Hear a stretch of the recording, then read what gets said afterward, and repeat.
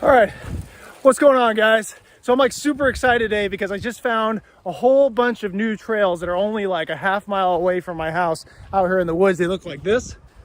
And I've been running out here for almost 5 miles now, and I still haven't even turned around to go back to the house. So there's tons of new trails out here that I just discovered today, and I'm like super pumped up about that. So you clicked on this video because you want to know 5 ways to increase your running speed instantly. All right, and I got 5 ways for you. So all these methods are going to be things that you can start implementing right now or on your next run or whatever, and you will see a increase in speed instantly. All right, and all of them are equally important, so make sure you stay for the whole video and you see number 1 all the way to number 5, because they're all equally important. They're all going to help you dramatically. All right, so let's get to it. Don't want to waste any more time. Number 1, and that is implementing proper running form. Okay, so let's take it from the top. First of all, your head should be nice and straight, aligned with the spine. Your eyes should be looking straight, and your chin should be up. Okay, this is going to help you to maximize airflow as you're doing your run. The last thing you want to do is have a droopy head where you're running, because it's just going to restrict airflow and make it harder for you. Next is going to be your chest and your shoulders. Okay, shoulders should be nice and tight to the back. Chest should be sticking out like you just got done with chest day. You don't want to be slouched over to the front like this, because it's just going to screw up your entire form and it's going to make it harder for you to breathe. Okay, your lungs are going to be working harder if you're too slouched forward. Give your lungs some space. Nice and pushed out chest. Be proud of your run. Okay. All right, so now let's talk about your arms a little bit. Okay, so your arms should be bent at a 90-degree angle at the elbows, and they should be doing minimal work. Okay, they shouldn't be swinging very much. They should just be sitting at your side, just kind of limp. Okay, don't waste energy on arm movements. Your hands and your fingers should be nice and loose. Start getting into the habit of resting your thumb on top of your fingers and running like this. I'll make it easier for you. You don't want to clench your fingers while you're running, because now you're just wasting energy and wasting focus on that clenched hand. 2 clenched hands. Okay, so remember, arms nice and loose, nice and lazy arms. A lot of times I'll end up running like this, like a T-Rex, but that's a good thing, because you're conserving all of that energy that you would otherwise be using on swinging your arms, which you just don't want to do. All your energy should be focused at the core. So nice and loose arms. All right, guys, nice and loose arms. Okay, so quick roll up, chin up, eyes forward, puffing out the chest, locked out shoulders to the back, nice and loose arms, fingers are loose, 90-degree angle. All right, so that's the basic form that I want you to start implementing to start running faster. Do that and you'll see a difference. All right, so now the second way to start running faster is going to be all about momentum. How do we find the correct momentum? Okay, so from now on, I want you to start thinking about and putting into your mind that all the energy for your run is starting right here at the core and where your hips are. All the momentum is happening at the hips during your run. As you're running, your hips should be moving side to side, and that should be your driver for your running. Okay? Obviously your legs are going to be moving as well, but all that initial power and that momentum should be driven from the hips. All right, almost like you're walking in heels or something. I wouldn't know. Okay, I wouldn't know what that's like, but that's kind of what it should be like. As you're doing your run, it's almost like a twist in the abs and power from the hips. So the hips are moving like this, doing a rotational movement, and that's pushing all that power from the core of your body down to your legs as the primary driver. So really start concentrating on finding all that power at the core and the hips to move your body forward. That's where the momentum should be. That's your center of gravity, okay? All right, the third way to start running faster is gonna be all about how your feet are hitting the ground. Okay, so first things first, before you even go on your next run, I want you to do this. Take a second before you start running, whatever you're doing for active stretching, anything like that, take your foot out, and I want you to focus on that up and down motion. All the way up, point your toes to the air, and then point all the way down. And do that like 10 times on each foot and get used to that motion, because that is how you're going to be placing your foot as you do your runs. I want you to think about it kind of like you're pedaling on a bicycle. Okay, when your foot hits the ground, it should be hitting at the middle portion of your foot, not necessarily the toes, not necessarily the heel. You kind of want to hit right in the middle of both, okay? And as your foot hits the ground, you need to bounce off the ground with the ball of your foot.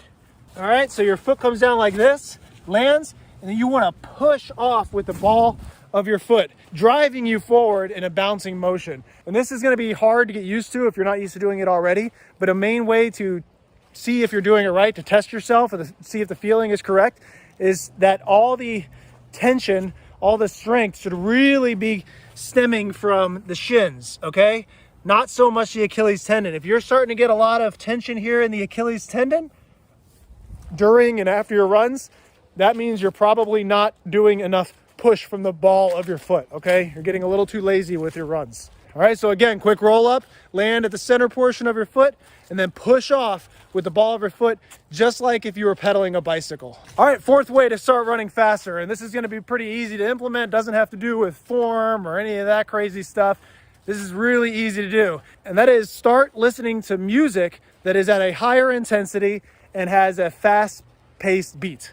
And as you're running, try to run in accordance with that higher paced beat. And I'm telling you, you're gonna see a huge difference if you try that. You might not be a person that likes, fast-paced music or like, metal or something like that, but just on your next run, give it a shot. Put on something like Slipknot or something, okay? Even if it's not your cup of tea, put that on, try to run to that pace, and you'll see that you will break through that mental wall and you'll push yourself to run faster just because you're listening to faster paced music as you're doing your run.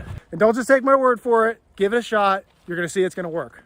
All right, and then the fifth and final way to start running faster immediately is gonna be probably the most important one out there, and that is making sure that you are properly primed before you go out on your run, okay? And that all comes down to making sure you have enough carbohydrates in your system, quick, fast carbs. That's gonna be like fruits, honeys, quick, fast digesting sugars, or carbohydrate powders, which is what I like to do. I like to use a carbohydrate powder so I don't even have to worry about it. Something that settles well into your stomach. And you also want to make sure that you're hydrated properly, okay?